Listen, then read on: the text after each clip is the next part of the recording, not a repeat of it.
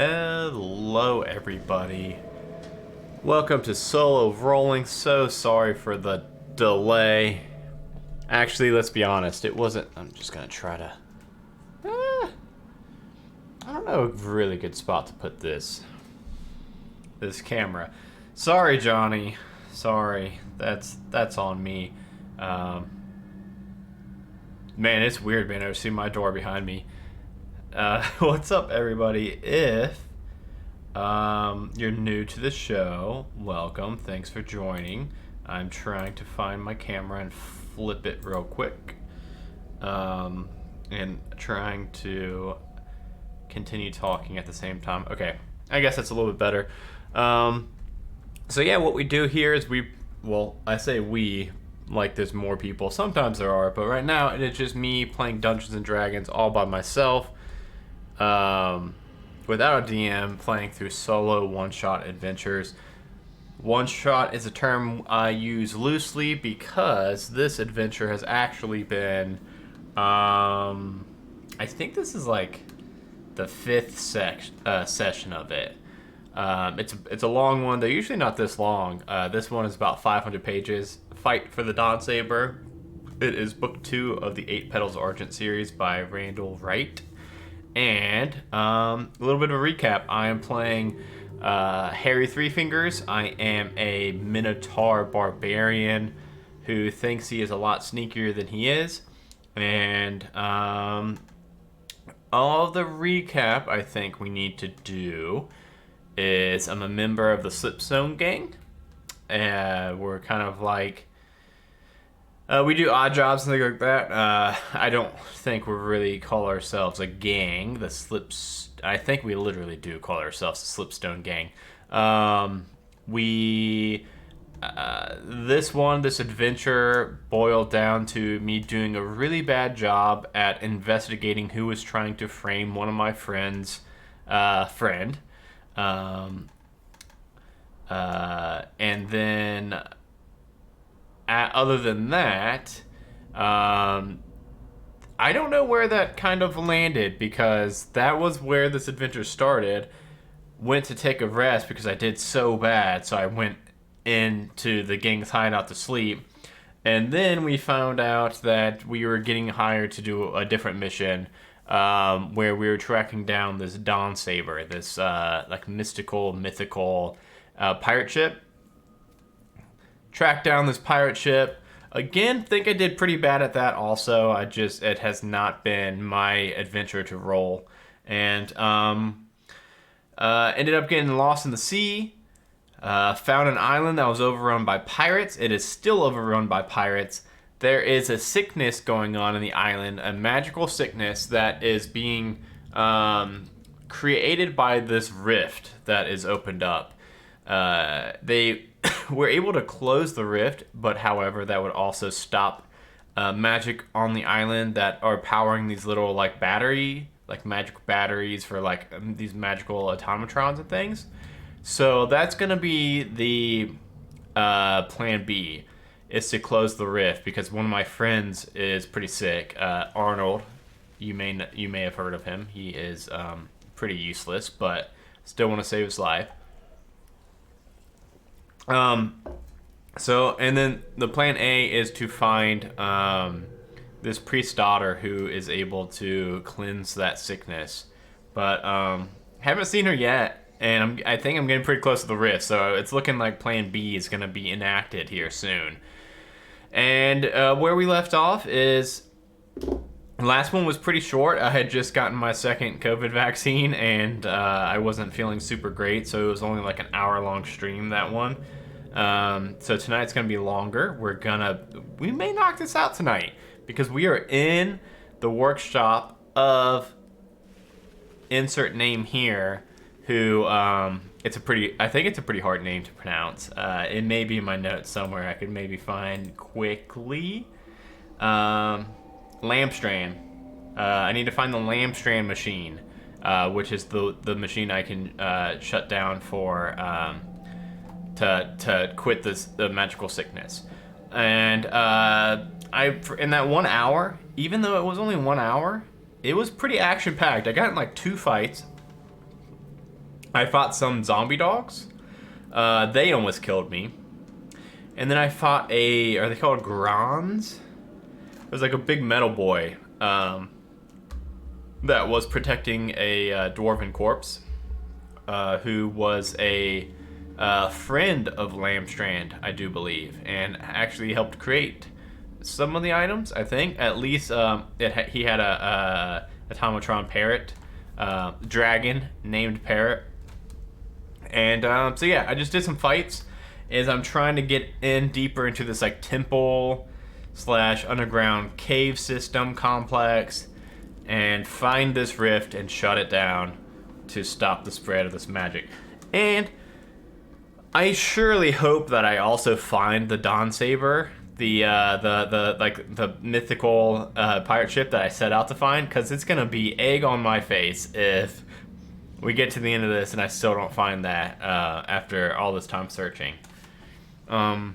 Yeah, I think that's it. Randall, someone is playing this through on YouTube as a halfling barbarian. That's awesome. I think he said barbarians make great thieves. I think what it is barbarians seem pretty good solo, because with having 2 rages and then the highest HP on average you can have, and then pretty easy, just, you hit and you've got a weapon. Yeah, they seem like they're, a really solid choice for solo adventurers. I haven't rolled super well, and I'm realizing that really it's not really the most entertaining for like viewers and doing a stream, because it's really just me hitting stuff over and over at my glaive. But we have fun while we do that. I've only died, I think, twice on solo streaming, and I cannot remember the classes I was playing. I believe my cleric died once, which was unfortunate. I think I played a warlock, and I thought warlocks would be really good too, because they'd have Eldritch Blast, and I could just pop that off all day. But I think that one didn't go super hot either. So I'm still trying to find that secret sauce for what the best solo character is. So we will continue looking after this. I honestly have no idea what adventure I'll be playing after this one. Especially if I might be ending this one tonight, maybe. Who knows? I feel like I'm getting really close, so we'll see. And if so, I'll have to really quickly, before the next 2 weeks, find a new adventure to do. So, I do have a note that says, start at 470. The unfortunate thing about starting here at 470 is so I'm in a rectangular chamber. I think I had just walked into here, so I think it will be me reading as if I just walked into this room and I'm just now getting this description for the first time. Oh, real quick, before I go any further, we have a new giveaway going on right now. I just wanted to let you guys know about. Especially because if you're watching it on Twitch, it's going to be very easy for you to enter into it real quick. So, if you just click on this link right here, you can win a copy of Van Richten's Guide to Ravenloft. All you need to do is there's 3 different ways to enter. There's a tweet you can retweet, you can follow on Twitch, and you can subscribe on Twitch. Do any of those and they'll get you different entry amounts into that giveaway. It's going to end the day before Van Richten's comes out, which I believe is the 17th. Is the day before. I think it comes out the 18th, so go check that out. Okay. You enter a rectangular chamber about 20 by 30 feet in dimension. Each of the 4 tables against the western wall supports a dusty, half-built automatron. These are much like the Gonsmen you fought in the Lantanese Embassy just a couple 10 days ago. Was it really? Oh, the first time. Okay. Although none of the humanoid constructs are identical, each one shares a familiar set of design elements and bears the cog signal of Gond, the Wonderbringer. The eastern passage from this room turns northward, after 20 feet, passing an east-facing doorway. So I don't know where I came in from. Like, I don't know if I came in from the east doorway or the north passage. I'm thinking probably the north passage, but we can click around. We can find that out. But first, can I ascertain anything about these? I need Arcana, proficiency in Tinker's Tools. I don't have that. I can make a 13 intelligence check. I came from the east doorway. Thank you, Randall. So I will need to make an intelligence check here, which obviously I got a -1. I do believe it is. It sure is. Wow, a 0. I've never seen a robot before. And I just fought one like 30 minutes ago. No idea what this is. Okay, so if I came from the east, let us go north. You're standing by the entrance to a rectangular half chamber. The room's floor is now a gravel bench. The underwater river has worn through the wall, carving up this place. Since then, someone has built a pier that reaches into the river, but this is too older than you care to speculate. The southern passage of this space just turns westward after just 30 feet, immediately just beyond an east-leading doorway. You find nothing of interest in this area. So it seems like east or west. No, because east is the doorway I came from, correct? To follow the southern passageway around the west bend. No, that's where I came from. At a dead end, I do believe. The door is a sturdy one. Oh, no, this is a new one. The door is a sturdy one made to last centuries. The lock is covered by a plate carved with a pattern of cogs. Near the bottom, you see the maker's mark, Guild of Silversmiths and Guilders, Waterdeep, engraved in common. Lore. So I need to make a history check of 12. I will be moving very soon, and I'm really excited to do that and get a third monitor set up again, because it's really hard doing a stream with Solo Rolling specifically, because I have to have the adventure full screened, and then I usually have D&D Beyond, but also tabletop audio and my notes and Roll20. It gets to be a lot of... Oh, my history is -1 too. Please don't be another 0. A 7. Noticeably better than a 0. But I don't think that's going to get me anything. If proficient with jeweler's tools, I am not. The lock resembles one you've seen before. Lamstrand's workshop includes security doors like the ones you found under the Lantanese Embassy. Fortunately, you know a secret about these magical locks. The mark of kinship, your arm itches slightly and you hear the lock click open. Yes. You're in an east-west passageway. The 10-foot wall corridor has stairs that descend from east to west. There's landing on the west end door by the doorway. Landing in the center of the hallway has a south-facing wooden door, which is slightly ajar. So I just came from west to enter the eastern chamber at the top of the stairs, or to go through the doorway in the south. Let's go in the doorway to the south. Because I'm almost positive I haven't been in that one yet. You step through the south-facing doorway into a short hall beyond it. If you have stair excavation, oh yeah. If you don't, I don't do that because I did not clear out the stairway. At least I found where the top of it goes.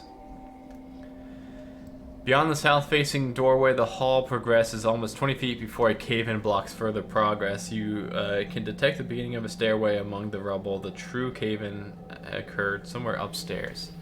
No, I've seen this. Man, Still catching my bearings. Trying to... I'm gonna leave. Alright. May take me... you came out here last time. Yeah, I decided not to dig it because I knew I'm kind of in a hurry because my friend's getting sick. Let me go east and see if this looks familiar. You enter a squarish room about 15 feet on each side. A passage leads westward down a short flight of stairs. Another route leads north, opening out onto a bridge that spans the river. The room has a single doorway and a wall that cuts diagonally over the southeast corner. Do I have iron wreckage? I don't think I do. Oh, I do have iron wreckage.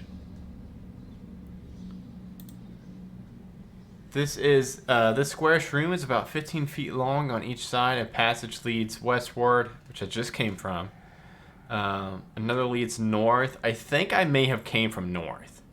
I think that may be like where I was actually like on the water.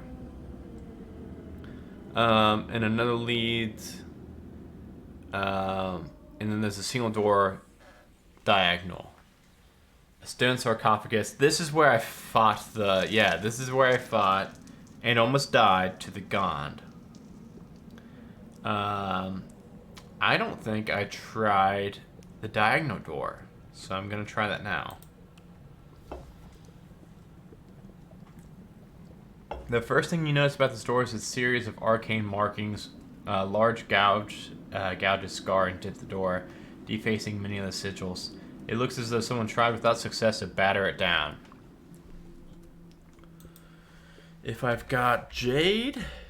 I do have jade bottle. What is that? This is what happens when I, only did an hour 2 weeks ago, and then before that was 2 more weeks ago, and then it just, I need to get back to this being weekly somehow.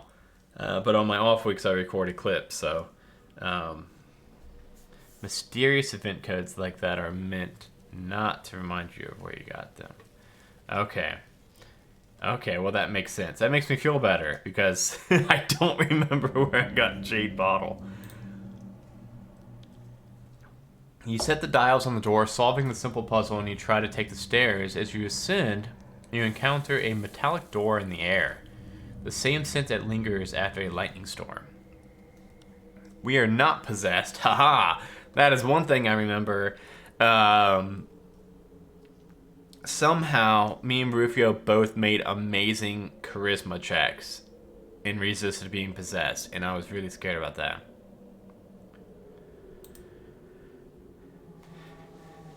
Yeah, neither of us are super charismatic either, so I was not expecting that at all. But I was very happy about it. Okay, cool. I think I'm getting somewhere now. I think this is all new now. I think before I was like walking around pathways I had already looked in. The landing at the top of the stairs turns westward where glowing arcane sigils mark the final steps. Ooh. You find yourself in a square room, 20 feet by 20 feet in every dimension. A stairway rises northward toward a familiar clockwork contraption. Ooh, a portal? The stairs you arrive by are in the passage to the east. A single doorway stands in the southern wall. Looks like a simple door, the type that would lead into a closet. It's definitely not a closet. The room is decorated as a sleeping area. The ruins of an ancient bed standing against the western wall. A crumbling wooden cabinet holds the moldering remains of gnome-sized clothing. A few other sticks of broken furniture litter the room, the remnant of a table and some chairs, a cloak stand, and an empty trunk. Were these the possessions of Tilnachi Lamstrand? That's the name I was trying to think of earlier. You pick up an old picture frame and wipe the dust from the glass, and you can barely make out the muddy impression of 2 gnomes. They sit side by side as though posing for a painting. The clockwork contraption to the north appears to be a lifting device. It's identical to the one that you saw in the stone temple. You're sure you could step onto the platform and descend to whatever destination it leads into the dark depths. Also goes down, not up. Ooh. I think this is it. Alright. Yeah, this is gonna be it, I think. I think the workshop's gonna be down. So before I go down, I should probably check out this closet real quick. Yeah, I don't know why I wouldn't. Creep open and peek in the closet. The small chamber beyond the simple door contains an additional clothing trunk filled with moth-eaten gnome-sized clothes, a music box, and an instrument used for navigation at sea. A tin box on a shelf contains a set of letters. The stack of them is carefully tied together with a piece of twine. The letters were written by two people with different handwritings. Navigator's tools, I've got some, I'm almost positive. I guess I'll look. I'll put them down.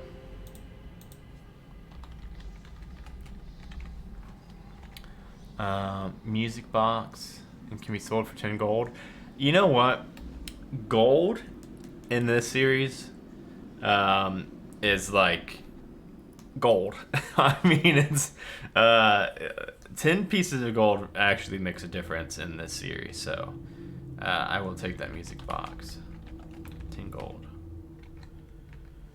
10 box can be sold for 5 copper. No, I don't want the 10 box. Look around the room for anything else of interest, and you carefully move the pots of old. I thought that said pots of gold. Running clothes, making sure to check every corner. Do I have Lantana or Gnomish? Almost certainly not. No, I speak Common and Cow. Investigate. Oh, okay, I'm decent at investigation. Odd locking mechanism. Let's do that. Investigation. No, I'm not. It's an intelligence thing, so that's a -1. What we get? What are we working with? Another 7? Seriously? I have not rolled above an 8 yet tonight. And I really had high hopes for that low check. Nope. I got a music box out of it. Alright. We're going down. We are going to ride this elevator down. And we're going to hope for the best. Oh, here we go. Yeah, you know what? Honestly, I think those checks to save being possessed, whatever I could have gleaned from that locking mechanism, I don't think it was as important as me not getting possessed. Okay. You and Rufio get onto the platform and you examine the controls. You don't expect the device to work. It hasn't been oiled in over 100 years. However, when Rufio throws the switch, green sparks pop around the device. There's a grinding noise and the platform lurches downward, quickly settling into a slow, smooth descent. The platform lowers through a long shaft, descending 100 feet or more. The small room at the bottom has a single exit. The door sticks in its frame, but between you and Rufio, you manage to force it open. You enter a grand chamber. The floor is covered in thigh-deep water. More than a dozen stone pillars, each 10 feet wide, rise from the water and disappear into the unseen dark reaches above. An island in the center of the space houses a great crystal as large as a hill giant. The object emanates a bottle green light. It casts the chamber in an eerie glow. Palpable evil radiates from the crystal. A sense of wrongness that can only belong to the rift that Oram described. On the north side of the room, you see a complex mechanical device. It has a single large lever attached to it. A wavering arc of green lightning connects the bulb atop the crystal in the center of the room. The arc flickers about 20 feet above the water, further contributing to the eerie lighting. You are looking at Lamstrand's failsafe machine. This is the device that will destroy the planar rift that infects the island's water sources. Oh, I forgot that it's infecting the water sources and not just like an evil magical aura. As you approach the center of the chamber, several figures rise from the water and they wield tridents. What's this all about? Oh, shit. You and Rufio are fighting 5 5 scaly finned humanoids that come at you from from the east side of this grand chamber. So 4, 1, 10. Let me get this map going. I don't know about taking 5 of anything. I don't think I could take 5 rats. But we will see. Sure, we'll pull it up. We always do. I say we always do, but really it's usually, we usually do because, like, chat points. So, everybody get your chat point fingers ready. I might need some heals or I'll call lightning or something.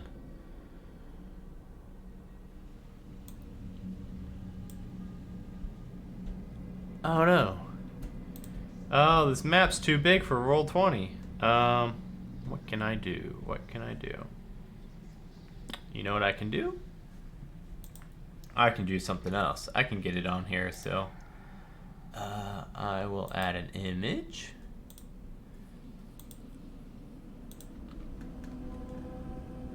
And it's 4, 1, 10. Oh, this is a big old map, Randall. Hold on. Oh, jeez.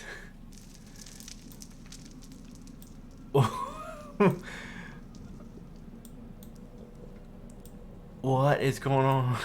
Why is this so big? Here we go. We're getting there. We're getting there.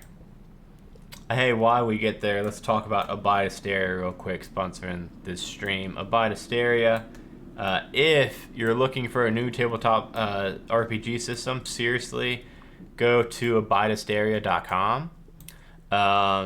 It is absolutely free. All you need is a standard deck of 52 playing cards, which everybody has in that. You've got one in your house somewhere. You may not have ever even bought a deck of playing cards, but you've got one in your house somewhere. It's kind of, honestly, it's kind of creepy. I think I don't even know how they make money off the dang thing because everyone's got one already. But yeah, just you go to abidehysteria.com, and the deck of playing cards is like what you use for instead of a dice. And in combat, you draw cards, and that's how you determine your hit and how much damage you do. It is very cool. Go check it out. It is fantasy, sci-fi, so there's dragons, there's space. Neil is testing out some space combat this Sunday.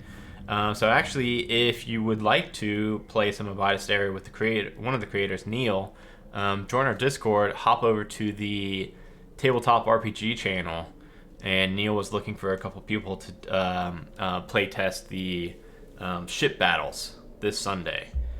Because Abide Hysteria is still kind of a work in progress. It's playable, but they're not considering themselves like production ready just yet. So go check it out. It's very cool. And yeah, I got the big map. I've got the, like, I don't know the name of my subscription to Roll20, but I've got a subscription to Roll20, and that was the first time I've ever had a file say too large to import. Okay. Let's see about this combat here. 45 feet from the closest. Rupio is 55 feet from the closest. Grayed out area of the map indicates thigh-high water. Unless you have swimming speed, they're difficult terrain. Okay. Alright, I see. I'm actually going to make this a little bit bigger real quick just so we can all get a quick peek at the map. So am I PC and R? Where's the PC? PC. For some reason I'm having a hard time finding where the PC is, but have no fear, we'll just say that it looks like they're all kind of scattered about a little bit. Aha! That is much easier to see. Thank you, Randall. You're right. Okay, so we're starting up on these platforms right here. So we just came down in the lift, and it looks like they're kind of all scattered about. Okay, cool. Let's see what these their tactics are. They stay in the water. Oh, well that sucks. Gotta say, I don't like that, because that means I'm gonna have half speed. Where they can take cover. Oh no. And use their slings, picking up rocks and hurling them. If we go into the water, they will swarm with their tridents. These things are kind of creepy. They use stones in their slings instead of bullets. This reduces... Yes, thank you. This reduces the base damage from 1d4 to 1d3. Which I can do that in roll 20, so that's cool. Lake lizards. Alright. This is gonna be... I think this is gonna be a pretty bad fight for good old Harry. What is there? So they got a +1. Let me roll my... I always do mine first. Let me do my initiative. And then I'm gonna do Rufio's. Let me find Rufio's stat block real quick. Okay, I was gonna try searching Rufio, and I don't know why, because it had 1,000. There was 1,000 instances of the name Rufio. It'd be better to just scroll real quick. There it was. Rufio's got a +2. Cool, cool. And they've got a +1. I got a 15. That's not that bad. Rufio got a 9. They got a 13. Okay, so it's gonna go me, them, Rufio. Unless I'm gonna split them. Are they all gonna attack one of us, or am I gonna do... I wouldn't mind doing like 3 on me, 2 on Rufio, and having them have 2 different initiative orders. I think that may be pretty cool and easy to... Let's do that. I'm gonna have 3 of them targeting me, unless one of us go in the water, then they're all... But I'm gonna split them in a group of 2 and a group of 3, so that... I don't know. It ended up being the same anyway. So that's okay. Okay, so I get to go first.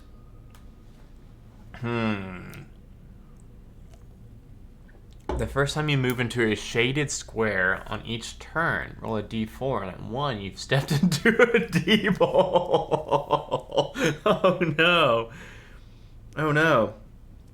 This is gonna be a bad fight. Okay. Let's see what we got. Let's see what we got to work with. So I got my light crossbow, and I've got some javelins. Light crossbow does more damage, but the javelins have better hit since I'm actually using my muscles. I'm going to...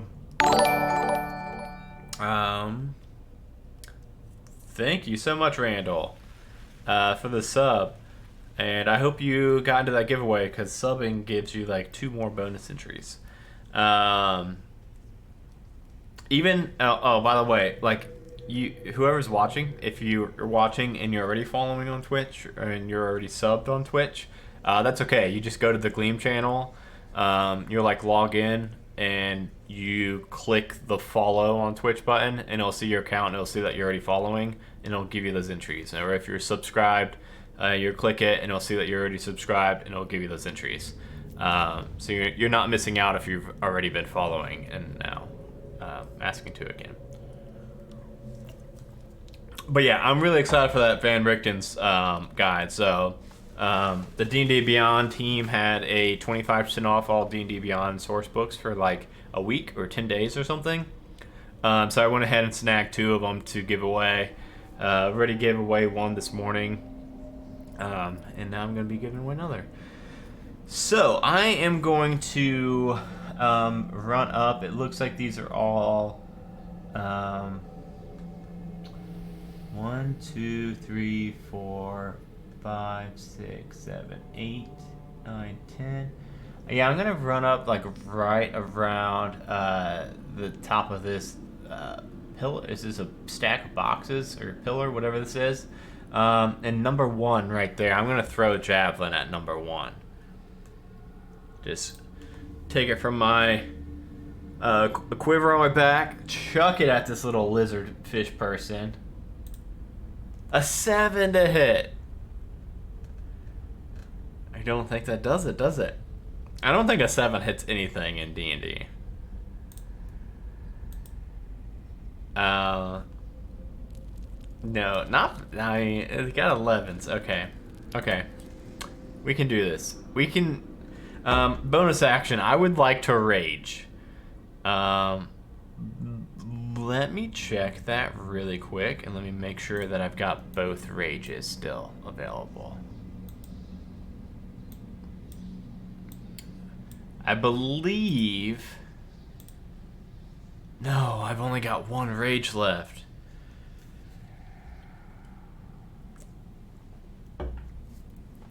Oh, I need to think this through, guys. Oh, I really need to think this through. Oh no, I've only got 9 health.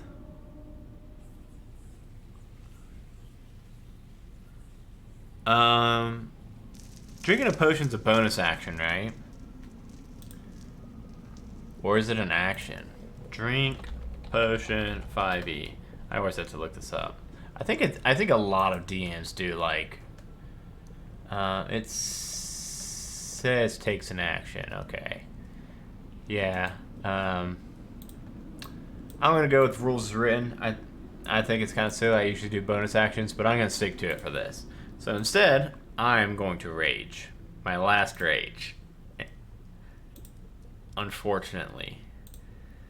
But now it's gonna go to these Kuatoas, or lizard folk. They look kind of like Kuatoas. So it says they like to stay in the water. I mentioned I'm gonna try to have 2 good to Rufio and 3 to me. So I'm gonna have right here number 1 and 2, the ones that are closest, kind of hugging the water and staying in the water and circling around to Rufio. And then the other 3 are gonna swarm towards me. And I do believe, yeah, I think they're gonna be able to get what's their range on those slings. 30, 120. I don't believe they're gonna get, because each of these is 5 feet. So that's actually, so 6 of them would be, yeah, they're gonna have, I think all of them are gonna have disadvantage. Yeah, because it's probably kind of hard to see, but like, yeah, my javelin should have had disadvantage too. Yeah, for sure my javelin should have had disadvantage. I've been looking at them as chunked up squares, like this whole thing of 4 is 1 square, but no, it's this little tiny dot, it's a square. Okay. Well, I'm gonna have those 2 go down to Rufio, and then the other 3 close it on me, and let me make this a little bit bigger real quick again and just verify. So I don't think you can see my mouse anymore. 1, 2, 3, 4.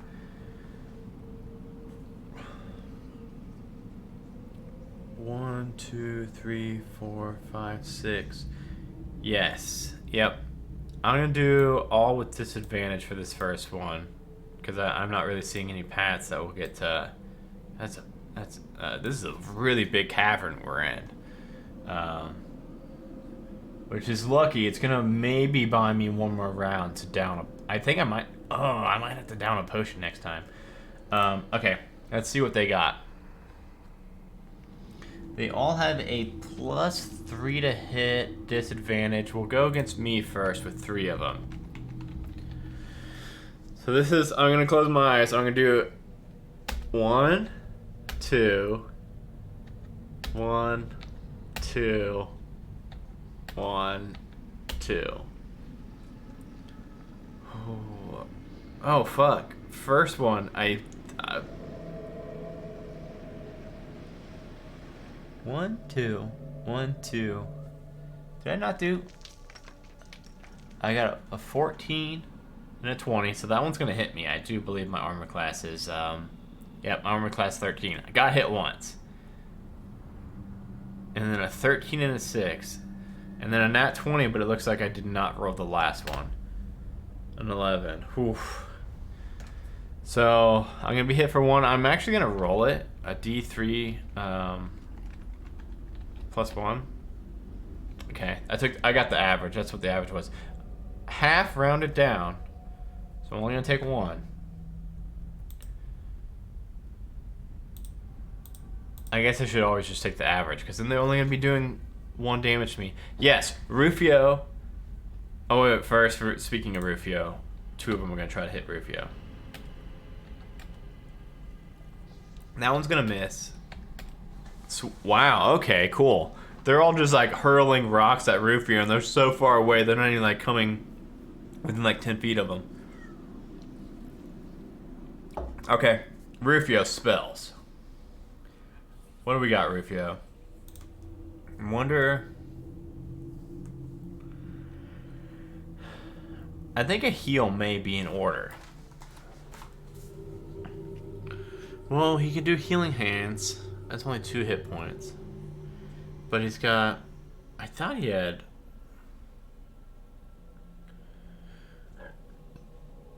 Oh, yeah, right here. Cure wounds.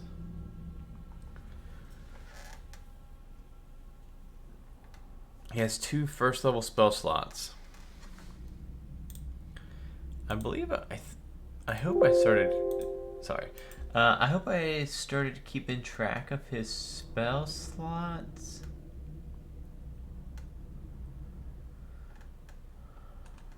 I don't see him. I don't remember if he had any spell slots. Let me make a part of my note for Rufio spell slots. Um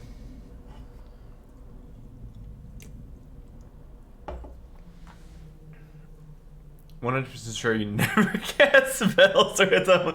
I think you're right, Randall. I don't think I have either. So I am going to have...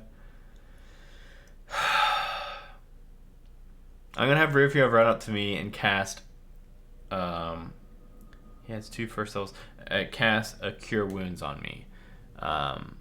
Which I'm just making sure that he does get to use his plus...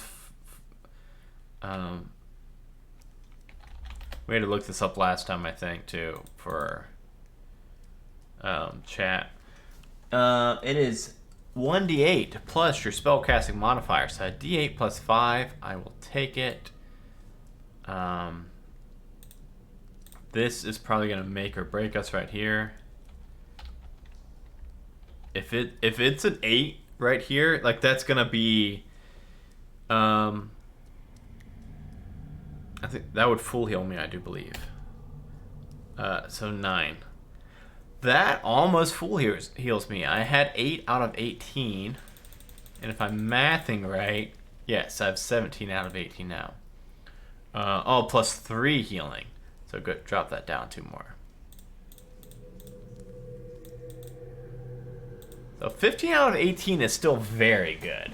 And I'm raging, which is unfortunate that I don't have any more rages, but we go back up to me because I don't think Rufio has any bonus actions.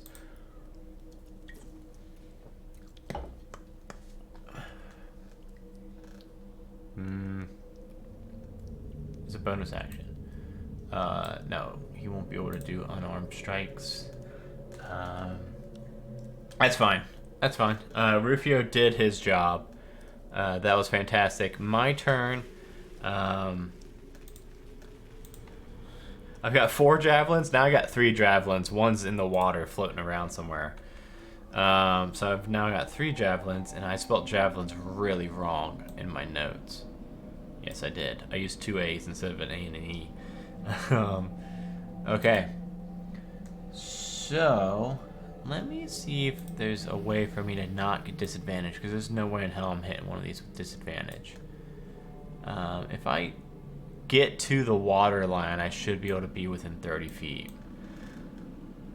Unfortunately, that means I will also be within 30 feet when they come back, but it's a chance I gotta take, because if I hit one of these, it's gonna die. So I'm gonna aim at one of the 3 that are attacking me. I'm gonna run up right to the edge of the water line, and I'm gonna hurl a javelin at him. 10. Oh no. I'm down to 2 javelins. I'm gonna have to get in the water and just beat some ass with my glaive. Well, as soon as I throw this javelin, I'm gonna have 3 rocks come flying my way. I've got a crossbow. I've got a light crossbow. So if I do run out of javelins, I'll be fine. But my light crossbow only has a +3 instead of a +5. So I've been using my javelins instead for the better. It does do more damage though, which is good, but oh, oofa doofa.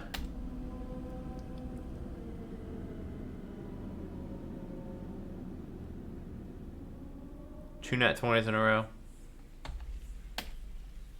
And then a nat 1. Really? Really? Really? Okay, so that will be a total of 46. Or 4d3. No. Yes, 4d3. Because I doubled them. And they each get 1d3, so it's going to be 2d3, but there's 2 nat 20s.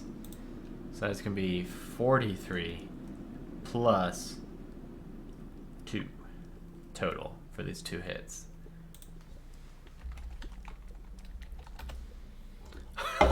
All that healing I just took.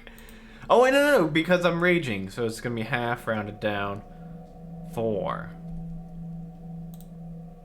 Oh, I'm so glad I raged. I'm so glad I raged. I would have died for sure here. Rufio's got to take some shots now, too. I think Rufio's... Well, he is still back. He's still back a bit where I was previously. So I think it would be the same situation where now it is going to be disadvantage on him because they're still a little bit outside of his reach. He hasn't come up as far as I did. Okay, so that's going to miss him. It's a really slow dice roll. 14? 14 may hit him. He's got an AC of 15. Oh, what's he wearing? I don't know what kind of armor he's rocking, but it's lucky because that last rock just bounced off of it. Rufio's turn. Don't want to make him just heal me again. We need to get some of these things dead. We need to get some killed. What can Rufio do? I think he's got a short. Yeah, he's got a light crossbow. 80, 320. I think he's gonna come up by me and just make it so that we're both just shoulder to shoulder fighting these things off.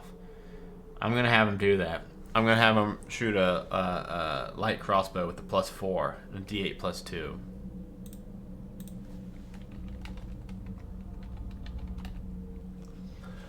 Why can me and Rufio not hit these things? Oh, so he's just like a speedy boy. So it didn't bounce off him. He dodged it. Back up to me. Rufio got shoulder to shoulder with me, and then pretty embarrassingly missed that shot. I can take my 3rd javelin. Oh, it hits with an 11. Whoa, my rolls have been bad tonight, but an 11 does hit. I think this thing is dead no matter what.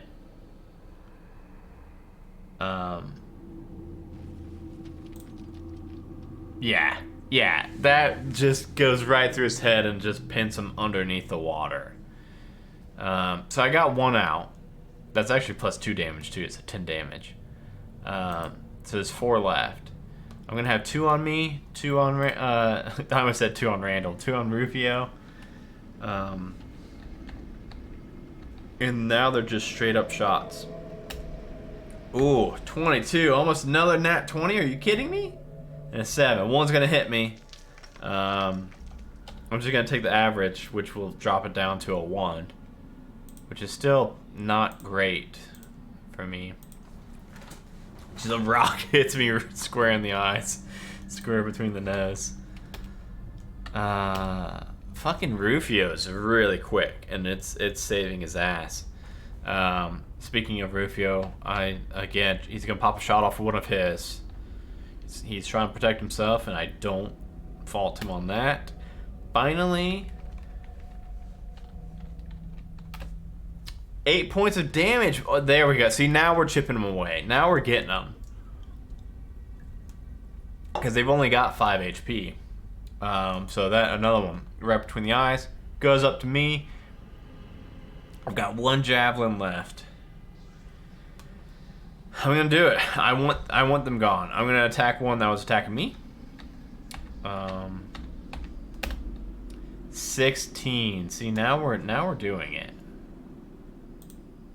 7 points of damage, plus 2 for rage, 9. Right through him, pins down where I can see the javelin sticking up because I'm gonna have to collect these afterwards. It's their turn. 1 for me, 2 for Rufio. Trying to just, like, man, they cannot miss me. I'm a big cow. They can miss Rufio. Rufio hasn't been hit once, but that's okay because I'm raging and I'm back down to 9 HP, unfortunately. Rufio, fire that shot off for one of his. Oh wait, there's only supposed to be 1 attacking Rufio, isn't there? That was my bad. But Rufio's gonna miss. I now only have my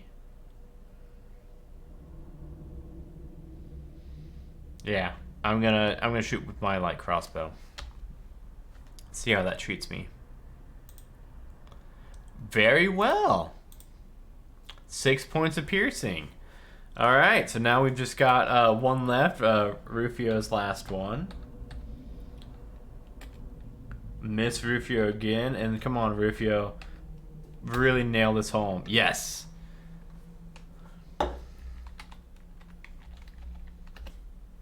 Oh, max damage too. 8 points of damage.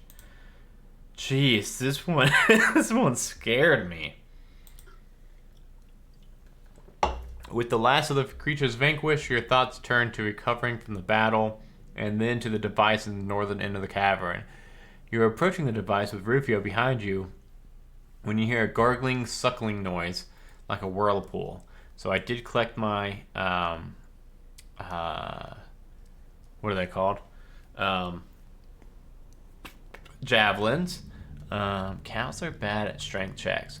You know what, Randall? Actually, I also have that mutation with my skinny arms. So I'm supposed to have disadvantage on strength checks. Was I supposed to make one for something there? I'm sorry if I missed it. Real quick, let me see if I got another healing potion. I know I used at least 1 last night. Or last night. Fuck, do I not? Or is it in my bag?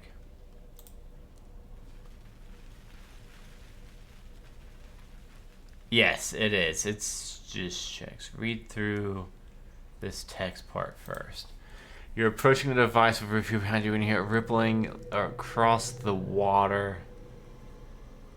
And you see a gentle current start to draw the water eastward as though the lake is draining. Then, a much bigger, scaly creature rises from the water. It is far too large to have been concealed in these shallows. It must have come from a hole somewhere below the surface. It wields a trident in 2 of its 4 hands as it splashes towards you. From the end of the last battle to the start of this one, you have 2 rounds in which to act. Apply healing magic, recover thrown weapons. Yes, exactly. Perfect. Thank you, Randall. 2 rounds. I'm gonna have Rufio pop off a a D8 plus 3 of healing on me. 5. Ooh. 14 out of 18. It's not great. What else can I do? Oh yeah, I was looking to see if I do have any healing potions. I don't in my notes, so I'm thinking I don't. I guess I used all of them last time. I think, like I said, I think last time I got pretty fucked up. I was really getting whooped last game.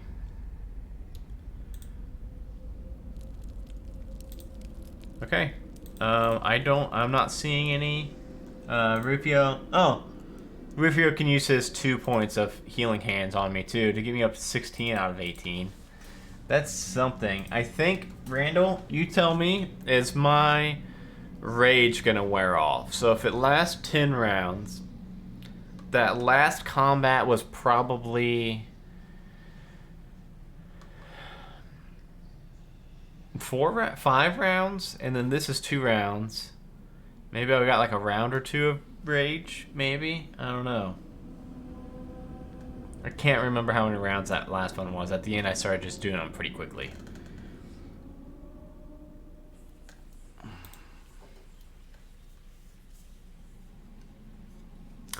I think you're right. I think I do need to attack a certain amount of times or it wears off.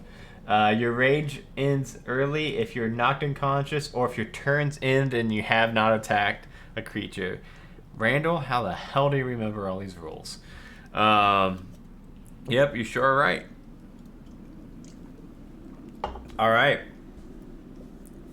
I don't think I have anything else. I collected all my javelins. Rufio did his heals. I think that's it. 72. A big 4-armed fish monster. You're in the same flooded chamber, now facing the primal driver. This towering, scaly creature has 4 arms and wields a giant, glittering trident as it strides towards you. 2 of its arms wave the trident in an intimidating pattern, while the other 2 arms begin a sequence of spell casting. Cool. The creature's roar echoes through the chamber and sets ripplings of vibrations across the surface of the water. We're both 70 feet from it. You move here, begin 70 feet from the diver. Unless the creature has swimming speed, yeah. Each turn, the driver strides directly toward you or Rufio, whoever is closest. Casts Spark Skin on itself during its first turn, and on subsequent turns, the creature attacks with its trident if a target is in range, or Thorn Whip otherwise. Okay.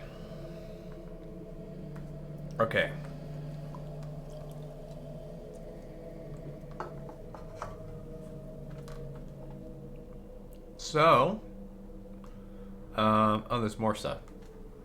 Draining water. The water in this chamber has begun to drain. It is no longer difficult terrain for you and Rufio, but the level remains high enough to conceal treacherous holes. When you first move into the shaded... Okay, so it's not difficult terrain anymore, but it's...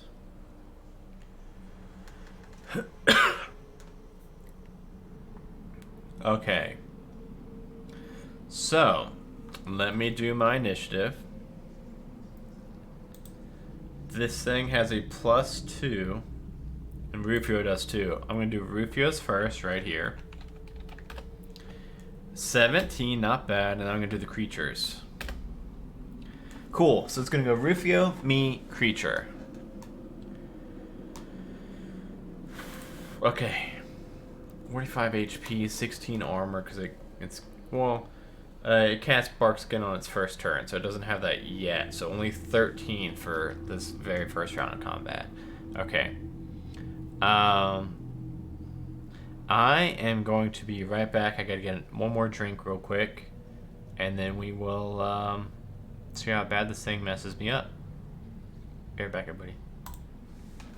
In a world where adventure awaits and danger lurks around every corner, an unlikely group of friends find themselves on the path to becoming heroes.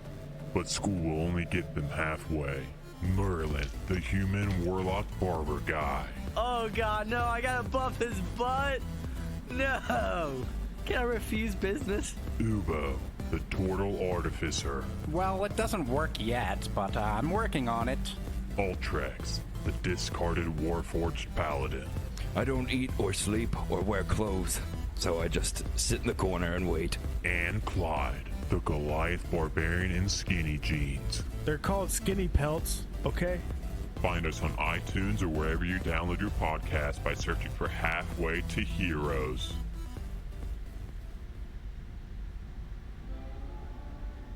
Yeehaw! Welcome everybody to Shitty Cowboys.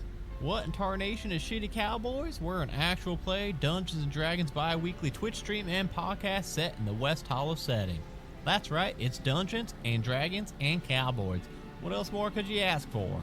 Follow Sean Marston and Jambalaya Pendergrass as they travel across West Hollow and get into some cowboy trouble.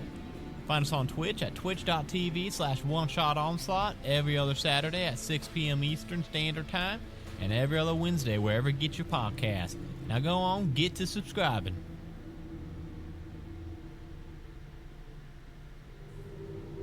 From the city that brought you Kentucky Fried Chicken comes Roll for Weird, a Monster of the Week actual play podcast. Join Philbert Fogel, Doomsday Prepper, and Expert. I mean, I'm kind of like the linchpin that's keeping everything together. Lasath, the Divine. And I still owe him my life. Okay, let's get to it. First and foremost, what can Rufio do?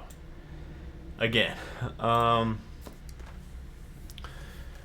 I think the best bet for Rufio is going to be just fire a shot off at this thing.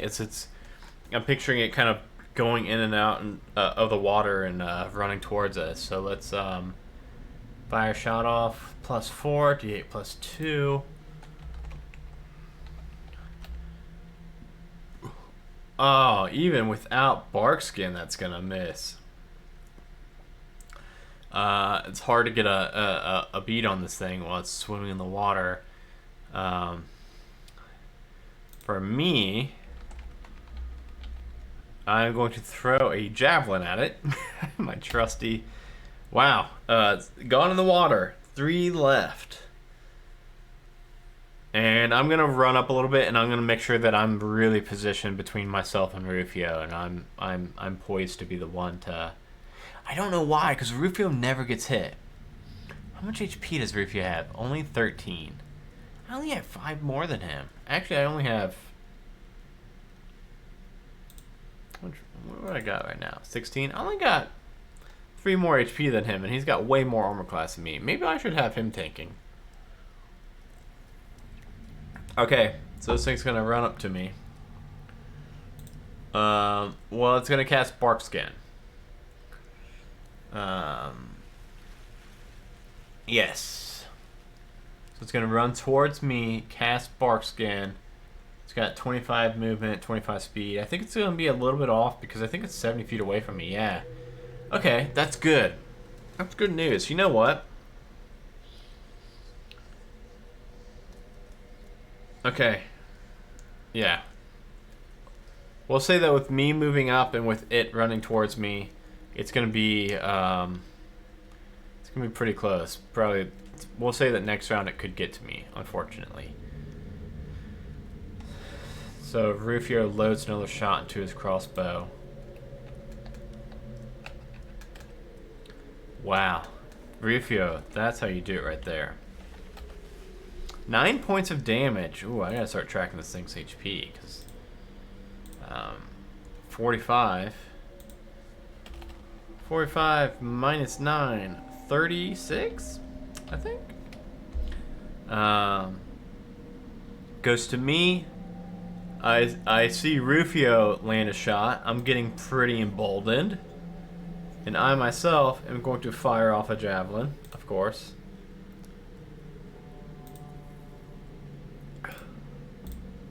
$21, 9 piercing damage. Whoa, I rolled max, too. Oh, man. Wow. 27 HP. Wow, we almost got him half HP in that one round. Unfortunately, now he's up on me, though. And this is the part that I was worried about, because now he has charged me. And he is going to attack me with his trident. So just 1. Okay. +6 to hit, though. That's for sure going to hit me.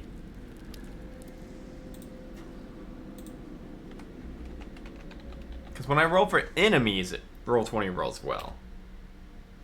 That does hit me. Yep. That's my armor class. So it looks like the average is... It's either a D8 +3 or 7 damage. I'm going to do the D8 +3. I like those odds a little bit more. Oh no! Why would I do that? Oh fuck. Oh no, I'm down to 5 HP. Oh, team, what are we gonna do? Rufio's turn.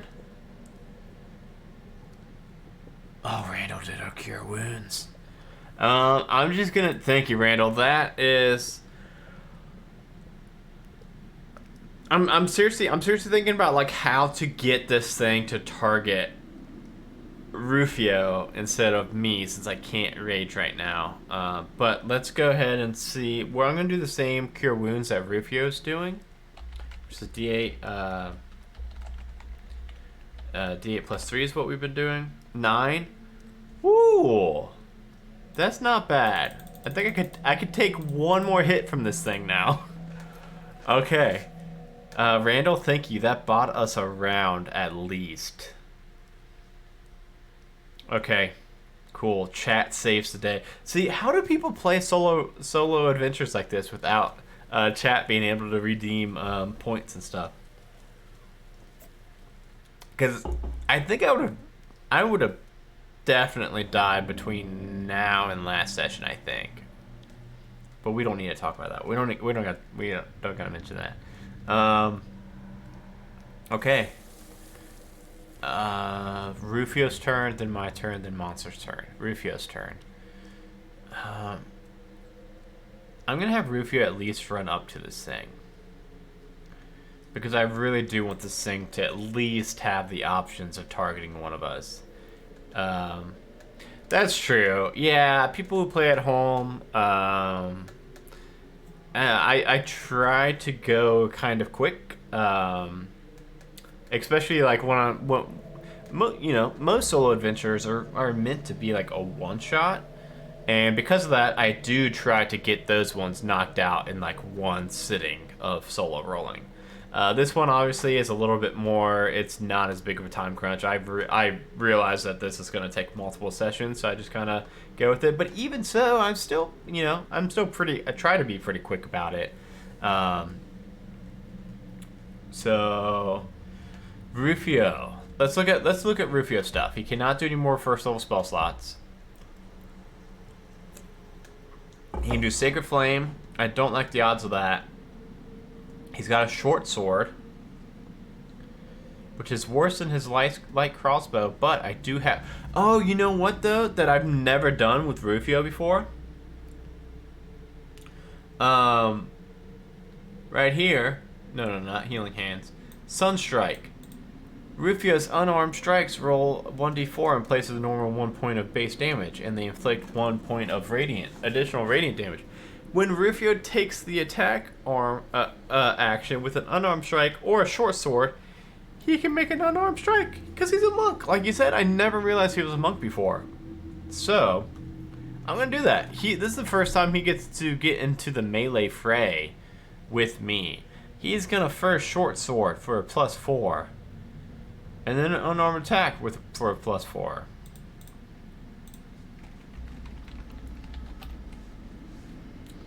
I think that's gonna miss. Oh!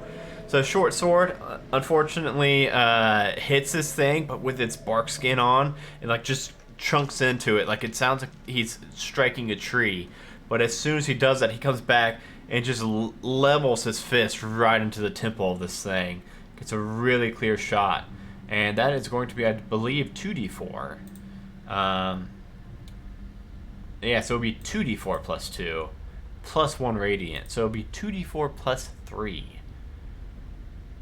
Nice. This actually has potential to be pretty good damage. 9 points of damage again. That's 3 9 damage amounts in a row on from our side. 18 points of damage or health left. Unfortunately. Okay.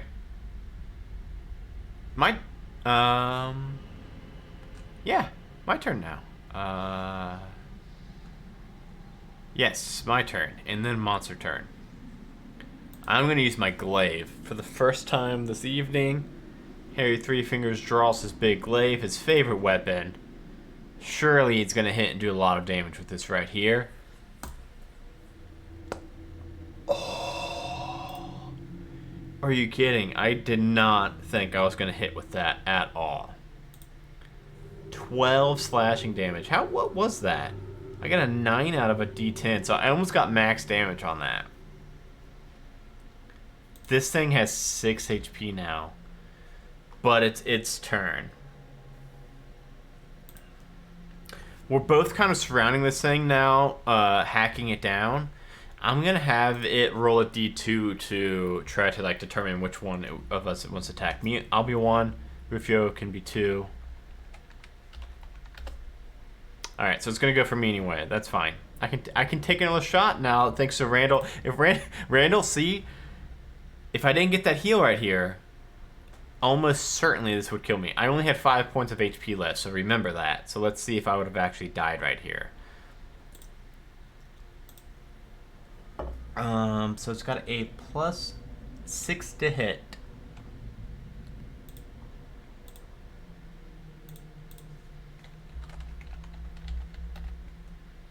Oh, wow. Actually, a natural 1. It was not expecting that straight cross to its temple from Rufio. And we go back up to Rufio. See, I didn't even need chat to do. Well, maybe. Now watch. Me and Rufio could both miss right here, and this thing could have one more turn, and I could still have died. So let's not get ahead of ourselves.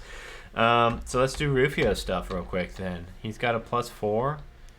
I'm gonna do the same thing. I don't know why I wasn't doing this with Rufio a lot more, because I really like the short sword and punch. Okay, no, I was wrong, Mandel. I don't think he's gonna make it. He's not. Rufio's gonna fuck him up. Wow, so Rufio gets, let me just double check one more time. The short sword, the D6 plus 2, D4 plus 3.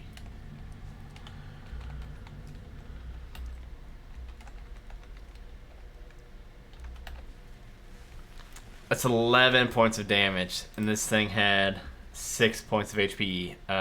Yeah. So it's the punch. So he stabs this thing right in the stomach, as he does. I like to, instead of a punch, as it's just unarmed strike, we'll have it that he doubles over in pain, and Rufio leans back and knees him right in the head. Wow. Rufio is a badass, and that was probably the best he's ever done in combat. The scaly abomination collapses with a splash. It falls, sends waves through the water, emanating in all directions from the corpse. In the violence of its collapse, the creature's trident tumbles from its grasp, turning through the air and piercing the water, and sticks upright. Quivering for a moment beside the corpse, the green light of the giant crystal glitters off of the obviously magical weapon. You wait in silence, expecting some other creature, but your battle's over.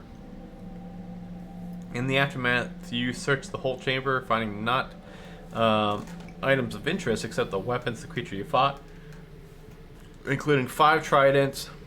I've got a trident, and I think that's enough. Oh no, we keep saying take the stuff and sell it. I will, because we have determined that I've got an awful lot of carrying capacity.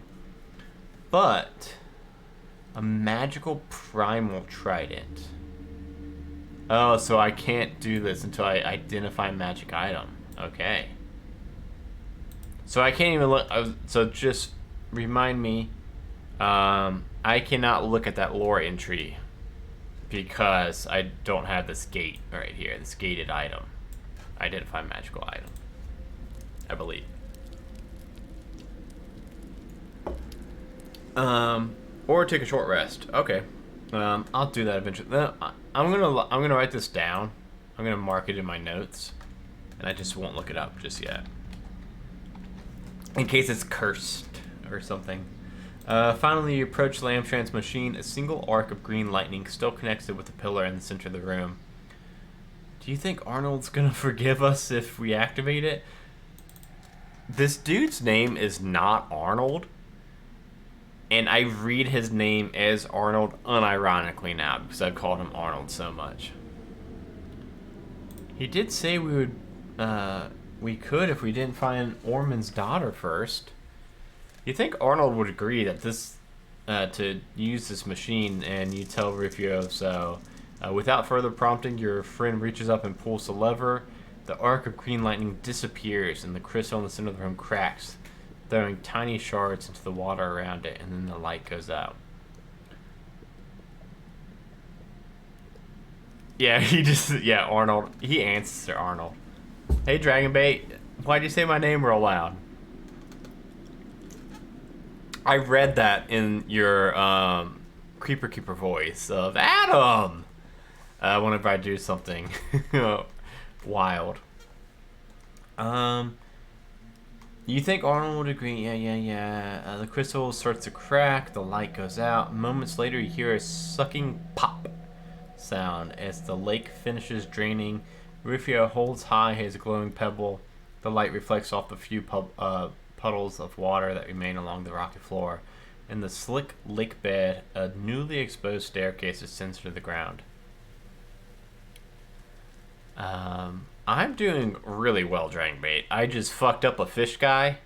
If you missed it, I did very well.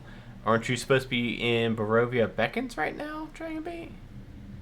Are you late? Do I need to tattle to Joe on you? Because I think you guys start at 9 on Thursdays, right? You make one last inspection of the creature you defeated here. None of them seem to be reverting in shape as they belong. These beings they once were, nor have any signs of mutation left. However, you are hopeful that such effects can be reversed by magic. Randall, I just realized that these lizard fish people were actual real people that were corrupted by the water.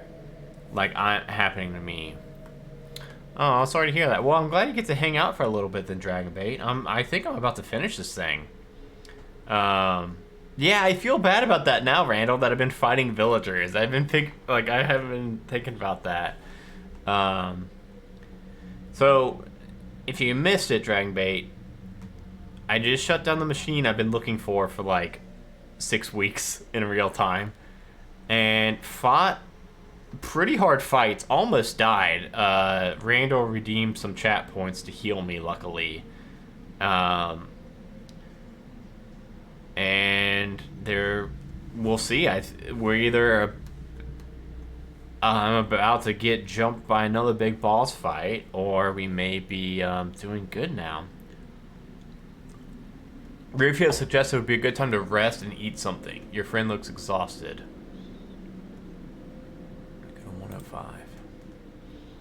Before moving on, you can tell that Rufio is exhausted from the adventure and he needs to rest. You can choose to take a long or short rest. If you choose a long rest, add good night's sleep at last. Yes, please. Please give me a long rest. Let's do it.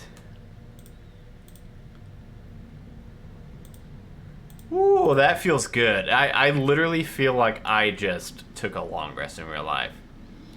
Yes, solo rolling is on YouTube, except for the last 1 or 2. I'm behind on putting them up.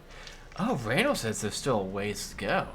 Identify the magic item. Yes, let's search for that real quick. Primal Trident.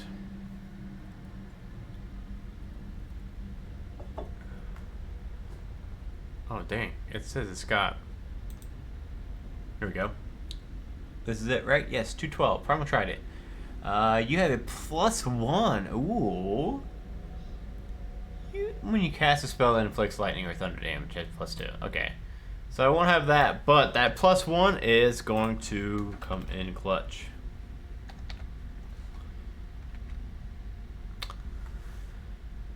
Oh no. Where was I? Why would I do that? Shoot. Does anybody remember what page that was on?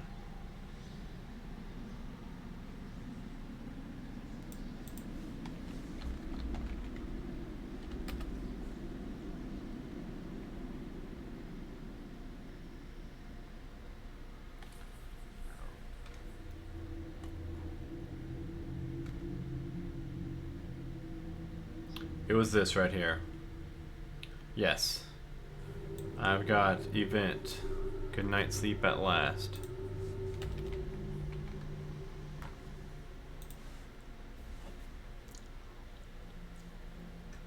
Drawn by curiosity, Rufio leads you down the newly revealed stairway into a series of tunnels that were, until quite recently, flooded with tainted water. You suspect that the smaller cracks and tunnels from this passage connect to various springs around the mountain. This is how the rift's taint got into the rivers that flow off the mountain across the island. The passage you are in shows signs of having once been part of Lamtran's workshop. You find a few more rooms where experiments might have been performed. You also find piles of iron scraps in various shapes, long submerged and ruined. As you search, you get a feeling that you are close to finding the Dawn Saber. You wonder how close the pirates are to the ship and whether they learned of... Oh, fuck, I forgot about the fucking pirates. Oh, shit. That just scared me really bad. Check the current tally. I haven't been doing foraging. Awareness... aware as you are of the island's curse, you can't help but wonder if the pirates are suffering the mutations you witnessed back in Bravery. If you have Indigo River, does not... Nope, don't have that one. Okay. So we don't have that.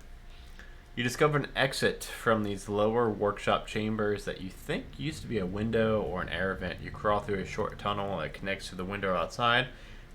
Rufio close behind, you soon emerge onto a ledge overlooking a deep ravine. Below you is the remains of a hidden cove.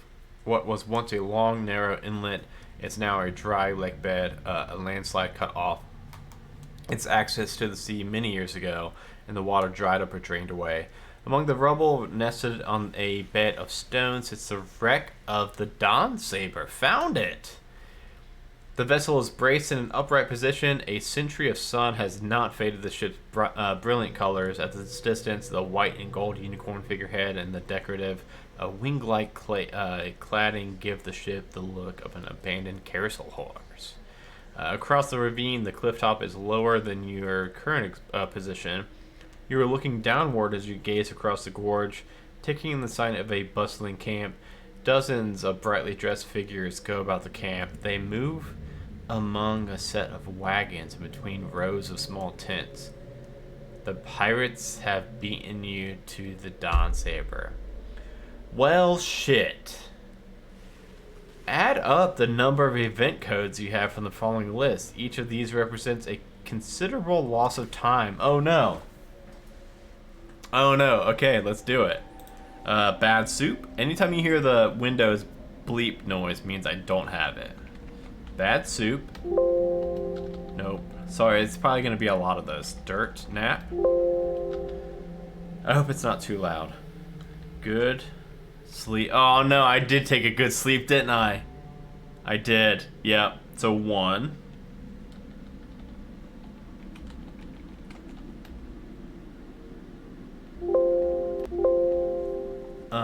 Hold on. This one was weird because it.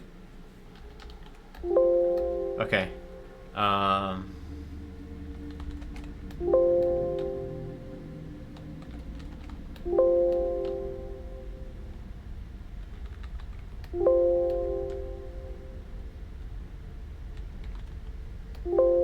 I'm glad I didn't do that stair excavation now. I only had one of those. Remove 1 from the tally if you have the Natural Explorer. Oh, that's cool. I like that. Randall, anything you can do to try to buff Rangers, I really appreciate. If you have 5 or fewer of these codes. Okay, cool, I do. A scaffold of lashed together tree trunks perches atop the cliff. It supports a pulley from which a thick hempen rope dangles into the ravine.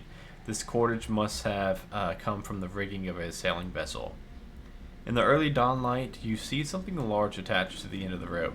It is a giant spider-like construct. The machine is attempting to climb down the wall of the ravine using the rope to assist its descent. Ooh. As you watch the scaffold's progress, Rufio carefully unwraps his new spyglass and studies the opposite cliff. Look there. You look down the tube through its precision ground lenses, bringing the far cliff into sharp focus. You see a line of gaunt people hauling on the scaffold's rope. From their clothing and from the attitude of the armed pirates who are watching over them, you think you've found some of Bravery's missing villagers. You sweep the glass about, trying to count the pirates. A bit further back from the cliff, you see another group of villagers pinned inside a palisade. There's maybe 20 of them huddled together. 2 guards stand on a high platform just outside the log corral. They have an excellent vantage of the interior. If any captives try to escape, these guards could fire their bows into the crowd.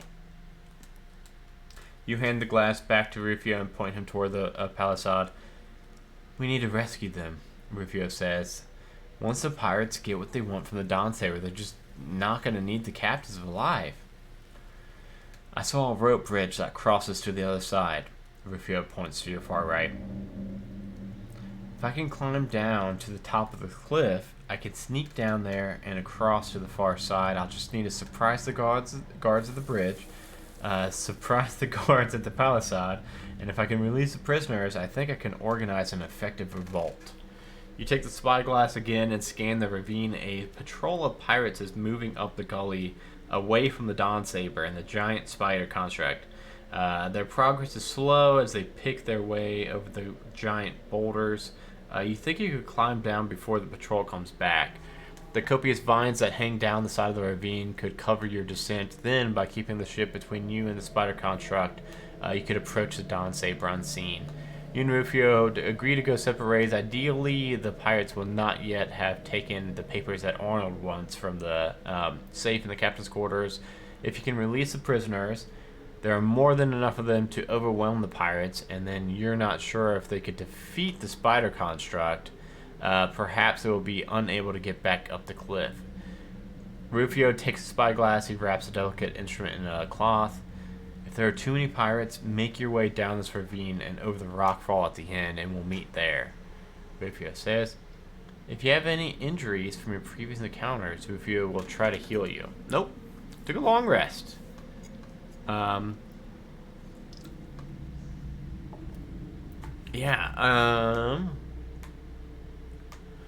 With one last glance at the position of the patrol and the spider construct at the bottom of the ravine, you take some of the vines in hand and start to climb down. If you have Dawn Horizon, I do not. 61. I'm going to grab one more drink real quick. I'm not even going to put a white screen. I will be right back.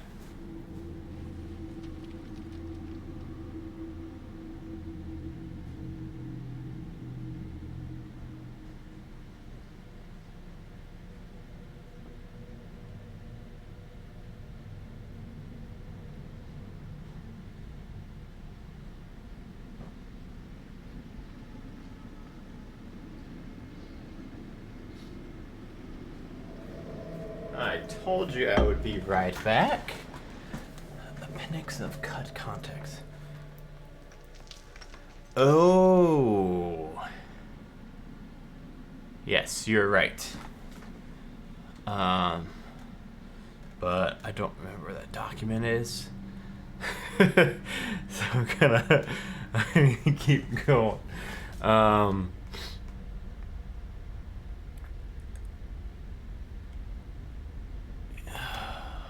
Did I stop at 60 or 61? 61. Yeah, this, for some reason, these documents, every single time I come to play it, I can never find them. So I've got 4 hard drives total. And for some reason I can never find. I finally made a copy of this document on multiple hard drives so I could find it easier, because I can never find it, and I never know why. And then it's like, as soon as I'm trying to get the stream set up, I can't find it. So I really have no idea where that those bonus scenes are at the moment, unfortunately. But I think that's okay. I think we're at 40 or 61, right? So at the bottom of this ravine. Also, everybody, super excited it's Thursday. Super excited tomorrow's Friday. It's the weekend. This seemed, I don't know about anybody else, seemed like a super fast week to me, which I'm okay with. Tomorrow night, if you don't have any plans, tune in at 8 o'clock Eastern Standard Time to watch Session 1 Doom Clock. If you don't know what Doom Clock is, it's my second ever homebrew campaign. It's not Dungeons and Dragons. It is a new tabletop system called Shiver. The cool thing about Shiver is really setting agnostic. You can play in any setting. So I had this story in my mind for a while. It's a time traveling story, and this is the perfect system for it. Each episode is going to be, thank you, what was that? Thank you, Dark Jade 1, for following. Hey, Dark Jade, make sure you go to that Gleam link. Yeah, right there, in that's in chat, and click that button so that you get entered into that giveaway since you're following. But yeah, Doom Clock is there's 4 amazing players that have 4 amazing characters, and they have to travel through time and stop these monsters from killing these historically important figures, and they're going to be traveling through different periods of time. And so, like, tomorrow, and we had a session 0 where we talked about the system and we talked about the setting. And at the end of that session 0, I just gave a little intro into the story and fed them that we are going to be going to 12:15 tomorrow. So, like, tomorrow, they're going to be dressed up as, like, knights and have swords and, like, crossbows and stuff. Because they don't want anybody to know that they're from a different time period. So whatever time period they go to, they're going to have to arm up and defend themselves appropriate for that time period. And Shiver was the only system I could find that really fit that bill. So I'm really excited for it. Tune in if you got time tomorrow, 8 o'clock Eastern Standard Time. It's going to be session 1. Each one's going to be a standalone one-shot. So, like, you could even, like, if you miss tomorrow's episode, but then it's always the first Friday of the month, say June 1st or June 1st Friday of June, you wanted to watch and you didn't watch the previous one, it should be okay. You should be able to just hop right in and watch it. It's gonna be a horror comedy show. Really excited. Sorry I just ranted so long about it, but like I've been thinking about it pretty much nonstop for about 10 days now, getting prepped for it. So yeah, I am amped up for this weekend. I'm ready to go, and I'm ready to kill these pirates. That sounded bloodthirsty. At the bottom of the ravine, you find a dry, rocky gulch. Long ago, perhaps decades in the past, the whole ravine floor was underwater, but now most of the area is dry, leaving treacherously stony terrain for you to cross to reach the treasure ship. You pick your way carefully toward the vessel. As you go, you keep the mass of the ship between you and the spider construct. The Dawn Saber rests at the bed of stones and boulders. Though mostly upright, it leans a bit to one side. When you reach the ship, you discover that the pirates have already scouted it. A rope hangs down the vessel's side. You climb up to the deck and you are relieved to find the ship's hatches are still sealed. A few scratches indicate where somebody tried to pry their way but was unsuccessful. The crowbar is still here. I've got a crowbar. I don't think they're expensive, so I'm going to leave that lying abandoned on the floor. Whoever was trying to get in must have left to get better tools. Unfortunately, you have the best possible tool with you, the key you found in the sarcophagus. I forgot about that. Where you've also found the spyglass. You insert the dial key into the slot that was made and you turn it slowly and ancient gears grind behind the panel door. It slides and turns slowly sideways into the wall, taking the key with it. An aroma of dust and sulfur wafts from the darkness of the revealed passageway. Alright, remove dial key from your inventory.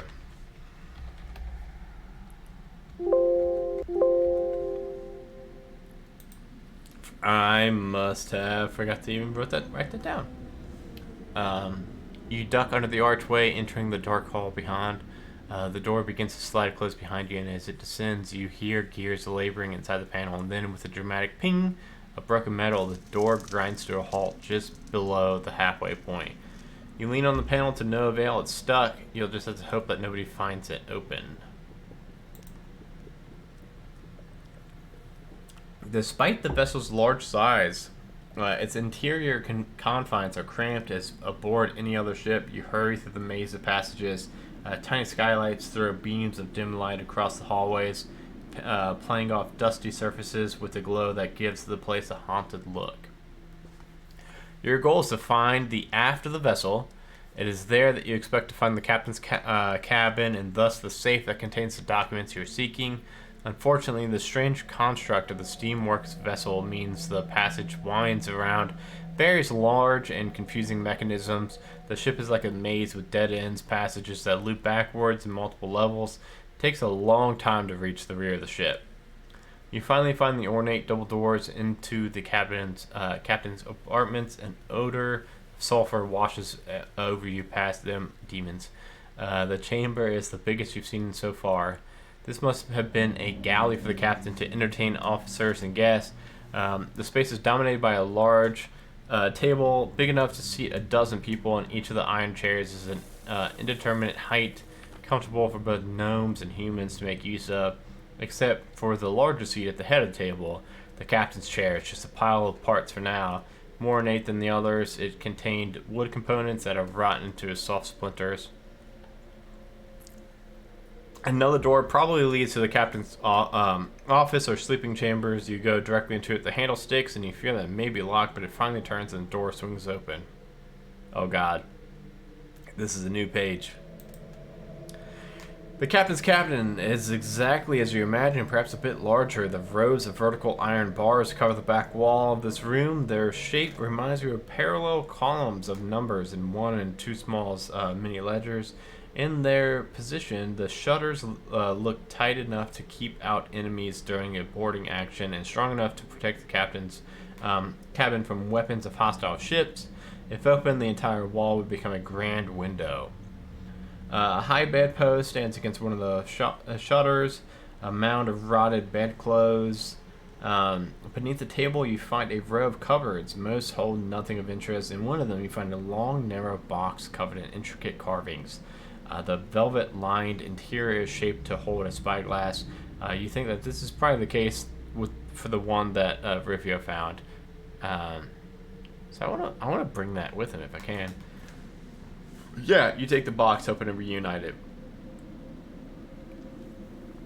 The cupboard at the end of the room opens to reveal the front of a built-in safe. Luckily, the safe isn't locked. When you pull open its door, you feel a tingle of raw magic in your fingertips. Though you expect a trap, nothing happens. The magic must be innocuous. Judging by the excellent condition of the packet of papers within, the magic is probably preservative. The knot in the twine is sealed with a blob of blue wax bearing an intricate imprint, and you think you recognize the symbol of the Amnish ruling council, a circle of stars around a cup, but this imprint shows 6 stars instead of 5. Arnold would probably know what it means, and you expect the Seeker's agents would regale you with some boring bit of history. With your prize collected, you inspect a bank of levers built into one of the walls. You can find the mechanism to open the shutters. You might escape the vessel in a more direct fashion.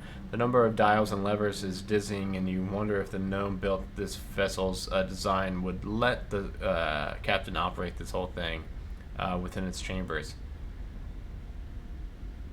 There's someone else already in here, says a voice from behind you. And you turn to see two figures lurking just outside the door. One wears high-topped boots, a green silk, and a jaunty hat typical of Nelthary's fashion. The other is a bugbear wearing chainmail. Run back and get the others, the bugbear says. I'll take care of this interloper. Fuck. A large figure strides into the room, ducking momentarily to make it through the doorframe. Well, it looks like you beat us to the papers. And he hefts his broadsword. But that won't be a problem. Give that packet to old Captain Bold and no one gets hurt. Whoa, that is a big looking bugbear. He's thick. 2 C's. You're in the captain's quarters aboard the Dawn Saber, fighting the bugbear captain of the pirates. So it's a 1v1 combat. I can fucking do this. Yeah.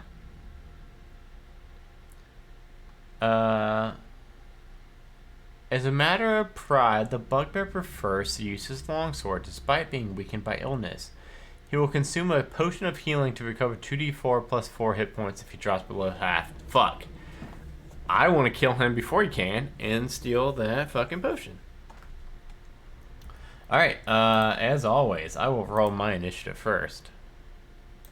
And his initiative is going to be a +1. Which... Did it not roll my initiative?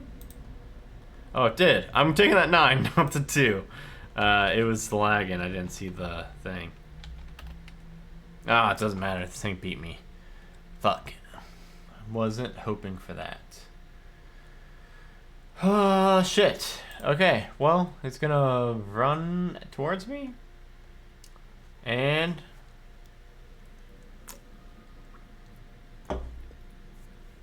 Okay, so it's included, so it's gonna be +0 to hit? Wait, why is he weakened? From the disease? The magic disease?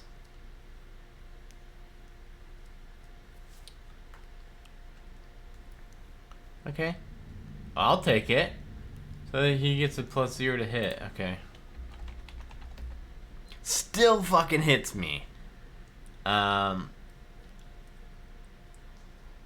There's more info in the ACC, but yeah, the Island's Curse. Okay.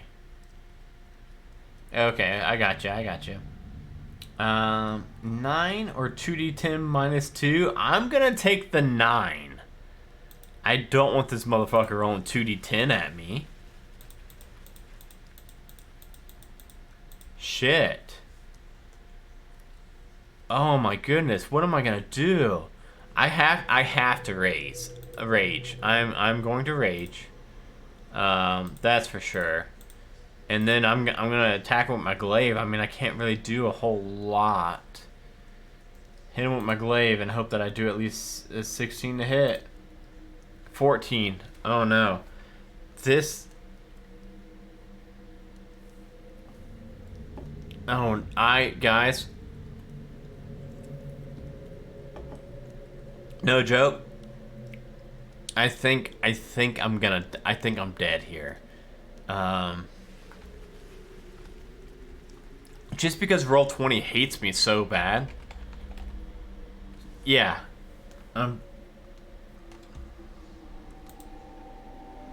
I have to roll for this.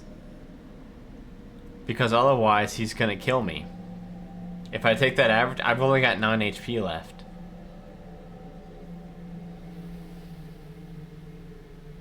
No. I'm raging. So I'm gonna take the 9, but it's gonna be rounded down to 4. Jeez. So I got 5 HP. Oh my goodness. It's back up to me. Roll 20 is just, I mean, there's nothing I can do. Watch, roll 20, he got a 13. But now, he's gonna roll. See, it's doing the thing where I swear roll 20 does this, where it'll alternate good and bad. And when I'm in a one-on-one combat, it's very bad, because that means that they're gonna get all the goods, I'm gonna get all the bads. Like that, yep.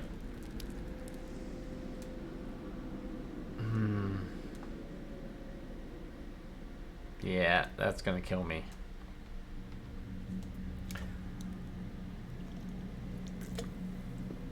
I'm going out. I'm telling you, roll 20 just does that, where it will alternate, where I got a 9, and then I got an 8, he got a 19, and then he got a 20. Oh man. I'll roll. I don't think it matters. I think even if I roll it and he took absolute minimum damage, I think I would still die. 40-10 minus 2. What? I tried to roll it thinking that, hey, he could get 4 1s. But he got 3 10s instead. Yeah. Shit.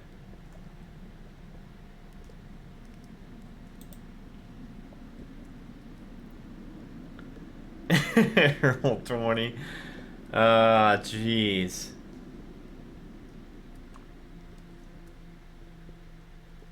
Okay. Let's see what happens when he's gonna... Yeah. Let's see what happens when he kills me. Your opponent's sword hacks into your fallen body over and over, ensuring that you're dead. Minutes later, several more pirates arrive to search the chamber. They take everything of value they can find, including your gear. They are particularly interested in the packet of your important papers you found in the safe. Now rested from your battle, the captain hurries out of the Dawn Saber with the packet, intending to deliver it to the pirates. Oh, I came so far. I felt so good. I thought I was doing so well. Roll 20. Stabbed me in the heart. Well, we'll see. I think maybe in 2 weeks, maybe I'll, checkpoint, try this fight again. Just so we can, get everybody can see the end of the story. The true end, not not me getting fucking murdered. Yeah, I'll mark down, what was that fight called? I'm just gonna scroll until I find that big bugbear. It should be right.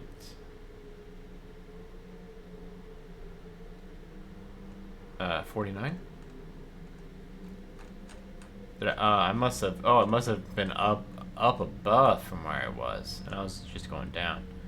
There we go. Okay, I'm gonna mark this down. When we come back, we will try a take 2. I will note that I died. And that's mostly like a note of pride.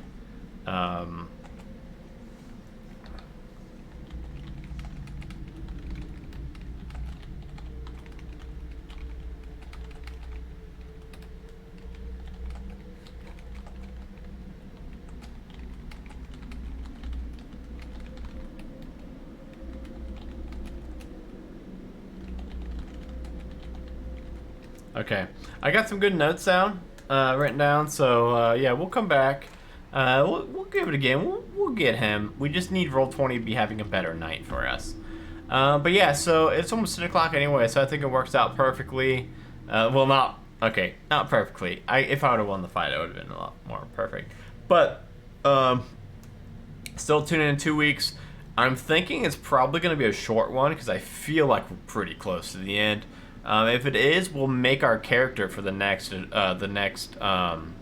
I'll pick the next one, the next solo adventure we're gonna be doing, and we'll build our character together for it at the end of it. So tune in 2 weeks from now, 7 o'clock, same time, 7:30 Eastern Standard Time. Tomorrow, please, it's about one full session left. There are scenes in Waterdeep. Okay, then yeah, we might not even get to build in the character, which will be cool too. I'll build it on my own if that's the case. And yeah, please, seriously, please tune in tomorrow to watch Doom Clock. It is going to be the launch of the launch of the show. I want it to be, I wanted to have a successful launch. If you haven't yet, go check it out. It's on podcast too. We've got a prologue, which is absolutely amazing. It's narrated by Tiana from Quest and Chaos and from Roll for Weird. So go check out that prologue. It's gonna get you fucking hooked. I promise. It's like 2.5 minutes. You will get hooked into the show. And we've got our session 0 on podcast too, edited, professionally edited. It sounds really good. Or you could, if you want to like actually watch it, you could watch it on our YouTube too. So just whatever you want to do. If you want to watch us do it, do that. If you want to listen to it, listen to the podcast, Doom Clock. You can find it wherever you get podcasts. The cool thing about this show, the thing that I really like is that first Friday of every month, it's going to be the live stream where it's going to be a full standalone one-shot. And then the following 2 Mondays later is going to be the part 1 of that one-shot, drops on podcatchers. And then 2 more Mondays later, the next part of that one-shot, or it's going to drop on podcatchers. And then the following Friday from that is going to be the next hunt. So you can always get caught up on podcasts and then watch the live streams, or just listen to podcasts, or just watch live streams. Either way, it's going to be a very flexible system. I'm really excited for it. So please, if you've got an iTunes device, an Apple device, please go onto the podcast app, search for Doom Clock, give us a 5-star rating, review after you listen to the prologue. That helps new shows like more than I can explain. If a new show that just launched within like 2 months gets a bunch of 5-star ratings and reviews, it puts it on a whole bunch of charts. It's really easy to hit like top 20 charts and things like that. So please go do that. Check that out. Thank you all so much for watching. Go sign up for our Gleam giveaway. I want to make sure that you all, whoever's following us on Twitch already, is entered into that. And yeah, thanks for hanging out. Thank you, Randall, Dragonbait, Johnny, everybody from chat. I'll see you guys tomorrow night. Bye, everybody.